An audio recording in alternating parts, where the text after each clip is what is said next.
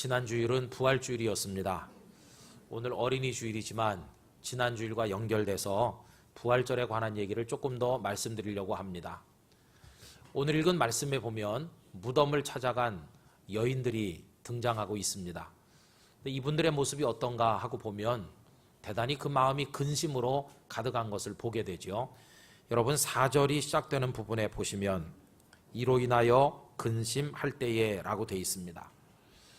이분들이 왜 근심한 것인가? 그 근심한 이유가 3절에 나옵니다. 들어가니 주 예수의 시체가 보이지 아니하더라. 이로 인하여 근심할 때에. 근심의 이유가 예수님의 시신이 없어졌기 때문입니다. 이 여인들은 예수님의 몸에 발라드리기 위해서 비싼 돈을 주고 향품을 구입했을 겁니다. 그걸 곱게 가지고 와서 예수님의 시신을 찾는데 그 시신이 없어졌으니까 마음에 큰 근심이 됐습니다. 그럼 여러분, 이 근심을 해결하는 방법이 뭘까요? 그것은 시신을 다시 찾는 겁니다. 시신을 다시 찾으면 안도하면서 예수님의 얼굴이며 가슴이며 그 시신에라도 향품이나마 발라드릴 수 있음을 감사하면서 그나마 위로를 받게 되겠죠. 그런데 여러분 생각해 보세요. 예수님의 시신을 되찾아 향품을 바르고 앉아 있으면 그들의 가슴을 저미는 비통함과 슬픔이 다 사라지는 것입니까? 그게 해결책이 됩니까? 그렇지 않습니다. 아무리 예수님의 시신을 꼭 끌어안고 매달려 있어도 그 동굴 무덤을 향품으로 가득 채운다고 할지라도 그 슬픔이 사라지는 것은 절대로 아닙니다. 그것은 결코 해결책이 될 수 없다는 것입니다. 이 여인들의 근심과 고통과 그 슬픔을 근본적으로 해결하는 방법은 딱 한 가지뿐입니다. 그것은 다른 것이 아니라 예수님께서 부활하시는 것입니다. 시신을 찾는 것이 해결이 되는 게 아니고 예수님께서 부활하셔서 아예 시신이 없어지는 것, 그들이 준비한 향품이 아무 쓸모없게 되는 것, 그게 바로 진정한 해결책이라고 하는 겁니다. 그럼 여러분, 예수님의 부활이라고 하는 것이 희망사항이었습니까? 아닙니다. 이미 이 여인들이 그 무덤에 도착하기 전에 예수님께서는 부활하셨습니다. 이 여인들이 무덤에 도착해서 지금 근심하고 있는데 그때 예수님은 이미 살아계신 겁니다. 그러니까 이 여인들은 하지 않아야 될 근심을 하고 있고 울지 않아야 될 눈물을 흘리면서 슬퍼하고 있는 거 아니겠습니까? 여러분, 그러면 아니 근심하지 않아야 될 상황에서 왜 근심하고 울지 않아야 되는데 왜 슬퍼하느냐? 그 이유가 뭘까요? 그것은요, 예수님이 부활하셨다는 것을 까맣게 모르기 때문입니다. 털끝만큼도 예수님께서 부활하셨으리라는 생각을 하지 못했기 때문에 시신이 없어졌다고 지금 슬퍼하는 겁니다. 여러분, 이 대목이 조금은 의아한 대목이죠. 아니 어떻게 그 여인들이 예수님의 부활에 대해서 요만큼도 생각을 못했을까? 무덤 문이 열리고 시신이 없는 걸 보는 순간 야, 살아나셨구나. 아마 우리를 찾으러 가신 거 아니겠는가? 왜 이런 얘기를 못했을까? 그것은 예수님께서 당신의 부활을 꼭꼭 숨겨서 아주 극비사항으로 남겨두셨기 때문인가? 하늘의 아버지께서 예수님께 실제로 부활이 이루어지기 전까지는 단 한마디도 알려주지 말아라. 이거는 극비사항이다. 이렇게 말씀하셨고, 그래서 예수님이 단 한 번도 누구에게도 절대로 말씀한 적이 없기 때문에, 그래서 이 여인들이 부활을 생각조차 못한 것인가? 여러분, 그렇습니까? 그렇지 않습니다. 오히려 정반대입니다. 예수님은 이미 여러 차례 당신께서 부활하실 것을 제자들에게도 사람들에게도 공개적으로 여러 번 말씀하신 바가 있습니다. 시간이 없어서 다 찾아볼 수 없지만 제가 두 군데만 예를 들어서 말씀드리면, 요한복음 2장에 이런 얘기가 나옵니다. 성전에 들어가신 예수님께서 거기 장사하는 사람들, 돈 바꾸는 사람들 다 상을 둘러엎으시고 내쫓으셨어요. 깜짝 놀란 유대 지도자들이 예수님께 와서 따지는 장면이 나오는데, 저 화면에 나오는 것처럼 요한복음 2장 18절에 이런 말씀 나옵니다. 이에 유대인들이 대답하여 예수께 말하기를 내가 이런 일을 행하니 무슨 표적을 우리에게 보이겠느냐. 이에 대한 예수님의 대답이 이렇습니다. 너희가 이 성전을 헐라 내가 사흘 동안에 일으키리라. 여러분, 그 웅장한 돌로 쌓아 올린 성전은 수십 년 걸려서 진 겁니다. 그런데 성전을 헐면 내가 사흘 만에 일으키겠다고 말씀할 때 이 성전이 뭘 가리키는 것입니까? 눈에 보이는 이 돌로 쌓아 올린 그 건물을 말하는 것인가? 그게 아니고 당신의 몸을 가리키는 겁니다. 당신의 몸이 십자가에 달려 죽으시는 것은 성전이 무너지는 것과 같은데 제3일에 다시 살아나실 것이기 때문에 사흘 만에 일으킬 것이다. 그래서 그 2장 21절에 보면 분명하게 기록되어 있습니다. 예수는 성전된 자기 육체를 가리켜 말씀하신 것이라. 당신의 몸이 사흘 만에 다시 일으켜 세워질 것을 말씀하시지 않았어요? 그러니까 예수님의 부활 예고는 숨겨진 비밀이 아니고 공개적으로 이루어진, 이제는 더 이상 비밀이 아닌 이미 사람들에게 공표된 사실이었다고 하는 겁니다. 한 가지 예를 더 말씀드리면 마태복음 16장 21절에 다음과 같은 말씀이 나옵니다. 이때로부터 예수 그리스도께서 자기가 예루살렘에 올라가 장로들과 대제사장들과 서기관들에게 많은 고난을 받고 죽임을 당하고, 당신이 죽으실 걸 얘기하잖아요. 근데 예수님의 말씀이 거기서 끝나는 게 아닙니다. 제3일에 살아나야 할 것을 제자들에게 비로소 나타내시니라. 부활에 관해서 제3일에 있을 일에 관해서 이미 말씀하셨어요. 그러니까 부활의 얘기는 결코 숨겨진 비밀이 아니라는 겁니다. 여러분, 여기서 대단히 심각한 문제를 느끼게 됩니다. 예수님께서 이미 여러 차례 당신께서 부활하실 것을 말씀하셨음에도 불구하고 이 여자들은 왜 시신이 없어졌다고 근심했을까? 예수님의 부활을 왜 그 시간에 떠올리지를 못했을까? 왜 거기서 근심하고 앉아 있었을까? 이게 심각하다는 것입니다. 여러분, 그 이유가 간단하죠. 그것은 예수님께서 말씀해 준 적이 없어서가 아니라 여러 번 말씀하셨는데도 그들이 그 말씀을 기억하지 못했기 때문에, 마음에 담아두고 있지 않았기 때문에, 그 말씀을 믿지 못하고 있었기 때문에 근심했다는 것을 알 수 있다는 것입니다. 시간이 많이 지난 다음에 예수님의 제자들도 예수님의 부활을, 그 말씀을 다 믿었습니다. 근데 그건 너무 늦었어요. 요한복음 2장 말씀 계속 보면 22절에 이런 말씀 나옵니다. 죽은 자 가운데서 살아나신 후에야 제자들이 이 말씀하신 것을 기억하고 성경과 예수께서 하신 말씀을 믿었더라. 부활하신 후에야 믿었어요. 부활하셔서 당신의 몸을 다 보여주시고 이렇게 명백하게 알게 된 그때서야 예수님의 말씀이 믿어진 거예요. 너무 시간이 늦은 겁니다. 사실 이 말씀을 언제 믿었어야 되냐 하면 예수님이 십자가 지시고 죽으실 때 벌써 그 말씀을 믿었어야 돼요. 그리고 기대를 했어야 됩니다. 예수님께서 말씀대로 죽으시니까 곧 살아나실 줄 우리는 믿는다. 그랬더라면 얼마나 좋았을까요? 그랬더라면 제자들은 둘러앉아서 이런 얘기를 하면서 서로 격려했을 것입니다. 겁낼 거 없어, 낙심하지 말어. 다 말씀대로 되는 거야. 그분의 말씀이 틀린 거 언제 본 적 있어? 그분이 말씀하신 대로 죽지 않으셨느냐고. 그러니 그분이 말씀하신 대로 틀림없이 부활하실 거 우리가 믿어야 돼. 그러니까 두려워하지도 말고 겁낼 거 없어. 이렇게 격려하는 게 옳았을 거 아닙니까? 또 여인들도 그렇습니다. 무덤에 가기는 가겠지만 무덤에 가는 목적이 달라졌겠죠. 예수님의 시신의 향품이나 바르러 가지는 않았을 거 아닙니까?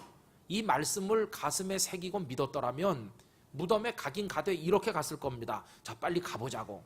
내가 베드로 선생님에게 여러 번 들었는데 틀림없이 제3일에 살아나신다고 하셨대. 오늘이 그 3일 아니냐? 오늘이 그날이야. 아마 지금쯤 벌써 부활하셨을지도 몰라. 그러니 빨리 가서 그 무덤을 우리가 확인해보고 부활하신 예수님 만나자. 시신의 향품 바르러 가는 게 아니라 부활을 눈으로 확인하기 위해서 갔을 겁니다. 시신이 누워있는 무덤을 기대하면서 간 게 아니고 빈 무덤을 기대하면서 갔을 게 아니겠습니까? 그런데 여러분, 참 불행하게도 이 제자들도 그렇고 여인들도 그렇고 누구 한 사람도 예수님의 부활을 그 순간에 떠올리는 사람이 없었다는 것입니다. 그러니 다 문 걸어 잠그고 숨어 있죠. 그러니 시신이 없다고 근심하고 앉아 있는 것이죠. 그들의 문제가 뭡니까? 여러 번 말씀하셨지만 그 말씀을 기억조차 못하고 그 말씀을 그 상황에서 떠올리지도 못한 채로 고통과 슬픔 가운데 쓰러져 있는 모습, 그게 그들의 영적인 문제라면 그 모습이 오늘 우리들하고 얼마나 흡사한가 하는 것입니다. 여러분, 그래서 그 무덤에 나타난 하나님의 사자들이 이 여인들에게 바로 그 점을 지적해주고 있습니다. 여러분, 오늘 본문 6절을 우리 소리내서 다 같이 한번 읽어보겠는데요. 여기 계시지 않고 살아나셨느니라. 갈릴리에 계실 때에 너희에게 어떻게 말씀하셨는지를 기억하라. 아멘. 여러분 잘 보세요. 너희에게 어떻게 말씀하셨는지를 기억하라. 한번 생각해봐라. 그때 뭐라고 말씀하셨는지. 너희들 여러 번 들었잖아. 들었는데 왜 한 번도 안 들은 사람같이 이렇게 낙심하고 있느냐. 뭐라고 말씀하셨는지 한번 생각해봐. 그 기억을 떠올려봐. 그러면서 그 기억을 상기시켜 줍니다. 7절 읽어보실까요? 이르시기를 인자가 죄인의 손에 넘겨져 십자가에 못 박히고 제3일에 다시 살아나야 하리라 하셨느니라 한데, 이렇게 그들의 기억을 되살려 주신 것을 볼 수 있습니다. 여러분, 결국 이 여인들이 근심한 이유를 한마디로 말하면 예수님께서 한 번도 말씀해 주지 않아서가 아니라 여러 번 말씀했지만 가슴에 담아두지 않았기 때문에, 그 상황에서 그 말씀을 떠올리지 못했기 때문이라는 걸 알 수 있지 않습니까? 이 여인들이 이 말씀을 그때 기억하고 먼저 믿었더라면 무덤이 빈 것을 확인했을 때 시신이 없어졌다고 근심하는 게 아니라 오히려 반대로, 자 봐라, 부활하신 게 틀림없어, 말씀대로 된 거야, 이러면서 더 기뻐서 펄펄 뛰었어야 될 거 아닙니까? 기뻐해야 될 시간에 근심하고 찬송해야 될 시간에 울고, 그 이유가 뭔가? 하나님의 말씀을 기억하지 못했기 때문이라는 것입니다. 여러분, 바로 여기서 오늘 제가 여러분들과 나누고 싶은 말씀의 주제가 다 드러나고 있습니다. 우리에게 있어서 주님의 말씀은 어떤 것일까요? 오늘 표현대로 한다면 주님의 말씀은 기억해야 될 대상인 줄로 믿습니다. 아까 그 6절에 너희에게 어떻게 말씀하셨는지를 기억하라. 여러분, 말씀은 기억의 대상인 것입니다. 여러분들이 바쁘게 사시면서 일주일을 지나실 때 적어도 한 30분 정도 다른 모든 걸 다 끊고 휴대전화도 꺼놓고 오직 말씀에만 깊이 집중하는 그런 시간이 몇 번이나 있으십니까? 한 주간 동안에? 아마 그렇게 하는 분도 계시겠지만 대부분의 교인들은 너무 바쁘다 보니까 말씀에 집중할 시간을 거의 못 가지고 그저 예배 중에 설교 듣는 시간 요 30분이 거의 유일하다, 이런 분들도 많을 것이. 이 시간이 하나님의 말씀에 집중하는 일주일 동안의 유일한 시간이다. 우리 개신교 예배의 핵심은 설교에다 그 초점이 맞춰져 있는데요. 그럼 여러분, 요 시간 제가 말씀드리고 여러분이 들으시는 요 30분 요 시간이 우리에게 어떤 시간입니까? 많은 분들이 즐겨보시는 KBS 1 텔레비전의 그 아침마당이라는 프로그램이 있잖아요. 거기 두 사람의 진행자가 나와가지고 몇 명의 게스트들과 함께 그날 주제를 서로 이야기합니다. 일종의 토크쇼라고 말할 수 있는데, 여러분, 이런 토크쇼가 성공하려면 어떤 요소를 갖춰야 될까요? 첫째는 그 주제가 그래도 괜찮은 관심사여야 되고, 또 한 가지는 지루하면 안 되고 가끔씩 까르르 웃을 수 있는 유머도 좀 오고 가야 되고, 그러면서 들으면 조금 유익이 되고 교양이라도 좀 쌓이고 삶에 도움도 되는 그런 정보도 좀 들어있고, 그러면 그 토크쇼는 성공할 수 있습니다. 그럼 여러분, 설교는 어떤가요? 아니 뭐 설교도 재밌으면 좋지. 그리고 그 속에 제법 뭐 그런 대로 내 교양을 쌓게 해주고 세상 사는데 도움되는 얘기까지 있으면은 뭐 좋은 거 아닌가? 그러면 되는 겁니까? 그러면 성도들은 이 설교 시간에 한 30분 들으시면서 아침마당 보듯이 이렇게 보고 앉아 계시면 되는 겁니까? 여러분, 그건 아니라는 것이. 절대로 그럴 수는 없다는 것이. 왜 그러냐 하면 이 설교하는 거하고 토크쇼에서 말하는 거하고는 근본적으로 다르기 때문에 그렇습니다. 거기 그 얘기는 그냥 뭐 다른 일 하면서 들을 수도 있어요. 그러다가 뭐 들을 수도 있고 못 들을 수도 있고 기억할 수도 있고 잊어버릴 수도 있고 그래요. 또 잊어버린다고 내 인생이 무너지는 건 아니에요. 아예 그런 프로그램을 안 봐도 잘 살 수 있어요. 그러나 하나님의 말씀은 그런 게 아니라는 것입니다. 이 말씀은 마치 국가의 운명을 건 비밀 작전을 수행하는 그 요원들이 모여가지고 작전 계획을 하다라는 것과 같습니다. 너는 어느 지점에서 몇 시가 되면 이렇게 해야 된다. 탁 해서 그 다음에 너는 이렇게 하고 우리의 목표는 뭐다 해가지고 그 작전 계획을 얘기할 때 그 요원들이 그냥 건성으로 흘려듣겠습니까? 그렇지 않아요. 잘 들어야 됩니다. 내 임무는 그때 거기서 뭐 하는 거다. 이걸 새겨야 됩니다. 그 상황을 머릿속에서 여러 수십 번 재현해보고 실제로 한번 그렇게 해보고 또 해보고 또 해보면서 완전히 숙지가 돼서 자다가라도 금방 알 수 있을 정도로 골수에 박히도록 그걸 갖다 기억합니다. 왜냐하면 거기 생명이 걸려있고 나라의 미래가 걸려있고 거기 모든 게 다 걸려있으니까. 그래서 눈빛이 반짝반짝 빛나면서 막 심각하게 그 얘기를 잘 전달받습니다. 여러분, 하나님의 말씀은 그런 것입니다.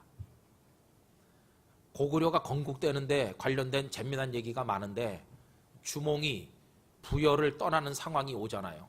그때 아내를 데리고 갈 수가 없어서 두고 가는데 아내는 지금 임신을 했습니다. 아내를 데리고 가지 못하니까 그 예시성을 가진 아내의 두 손을 꼭 쥐고 말합니다.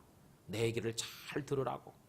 당신이 아들을 낳으면 다음 말을 꼭 말해줘야 된다. 7모난 돌 위에 소나무 기둥이 있는데 그 밑을 파놓으면 부자지간임을 확인할 수 있는 표시가 있을 테니 그걸 찾아가지고 날 찾아오도록 꼭 얘기해 주시오.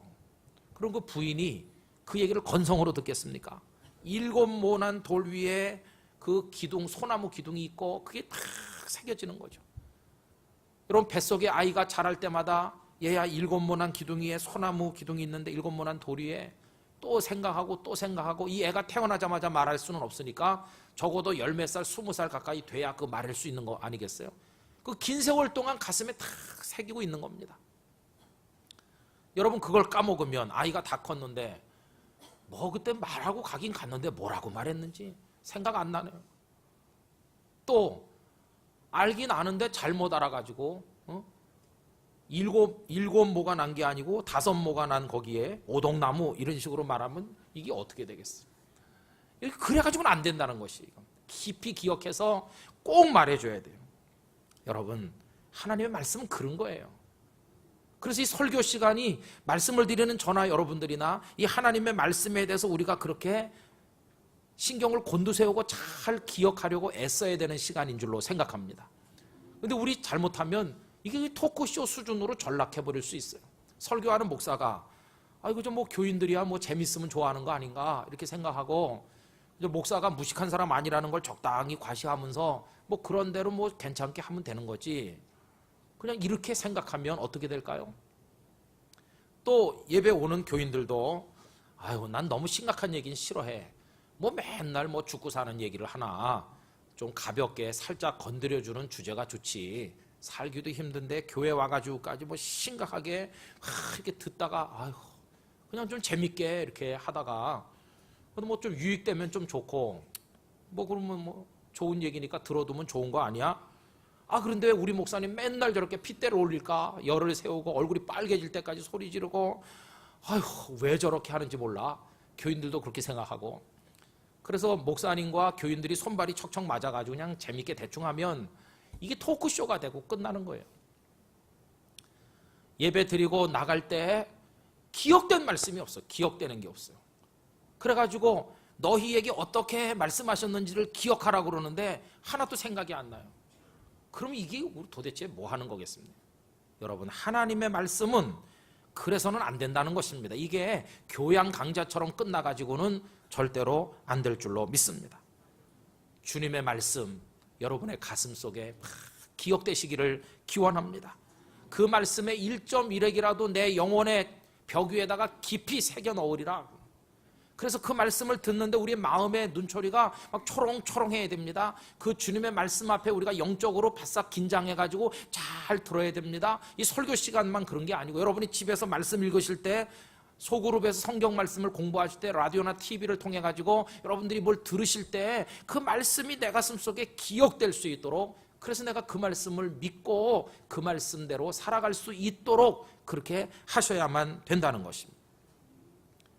여러분, 이 상황에서 무덤이 열리고 시신이 없을 때 부활하신다고 그랬지, 이 말씀이 생각이 나서 그 말씀을 그 상황에 적용했더라면 시신 없다고 울었겠습니까? 울기는커녕 드디어 말씀대로 됐구나 기뻐했을 텐데, 그게 안 되니까 기뻐해야 될 시간에 울고 하나님을 찬송해야 될 시간에 탄식하고 힘있게 살아야 되는 현실 앞에서 주저앉아 낭망하는 힘이 쭉 빠진 연약한 성도의 모습이 생겨나게 될 수밖에 없다는 것입니다.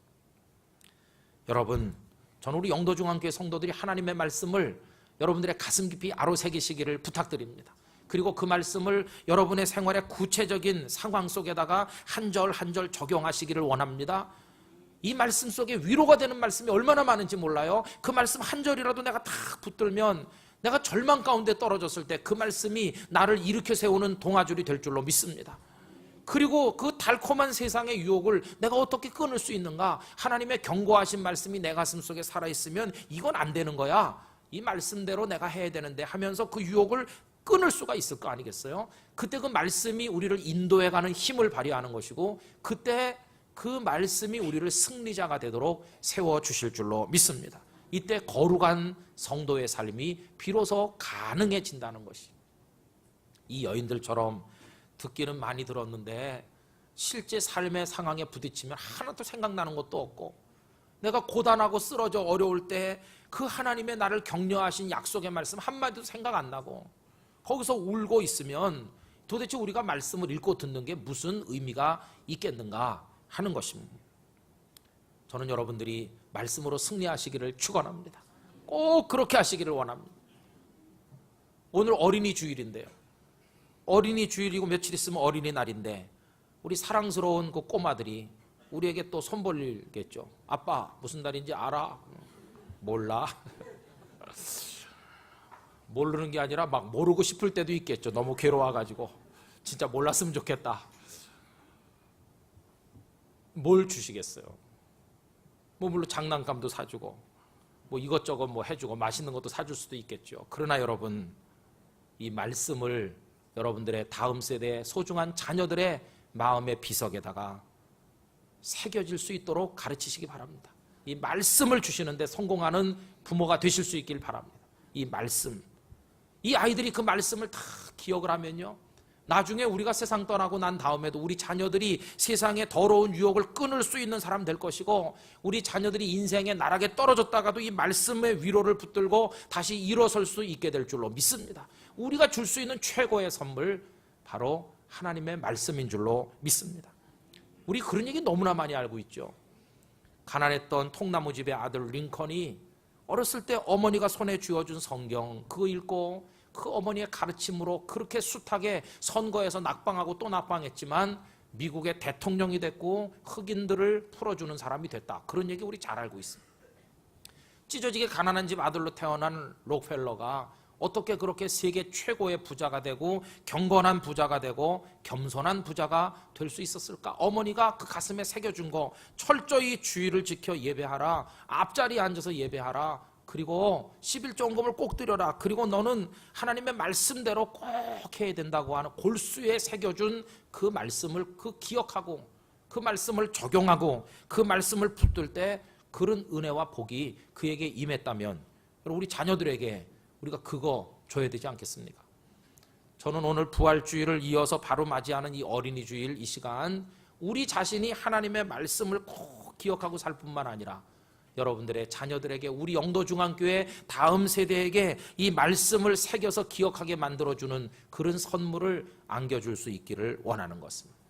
하나님, 나도 내 아들 딸들도 우리 영도중앙교회도 이 말씀 가운데서 거룩해지고 이 말씀으로 승리하게 하여 주시옵소서.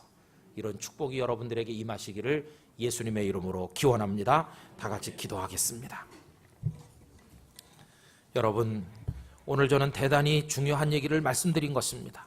결코 우리가 이 말씀을 흘려 들으면 안 됩니다. 예수를 믿는다는 것은 이 말씀을 붙들고 산다는 것과 같은 뜻입니다. 이 여인들처럼 해서는 안 됩니다. 기뻐해야 될 시간에 우는 어리석음을 범해서는 안 됩니다.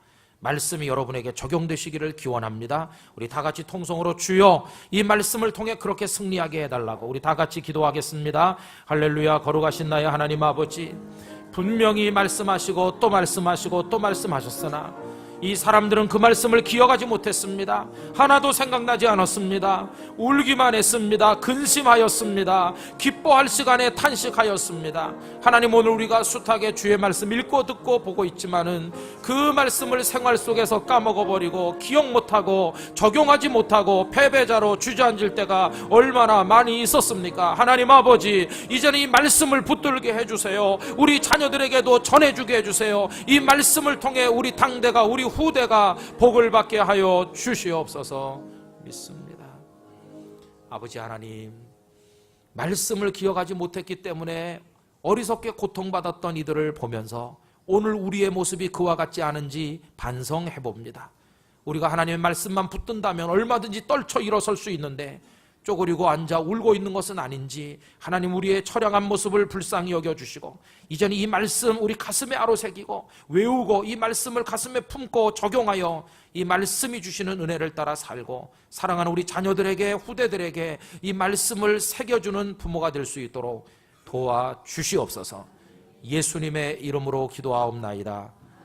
아멘.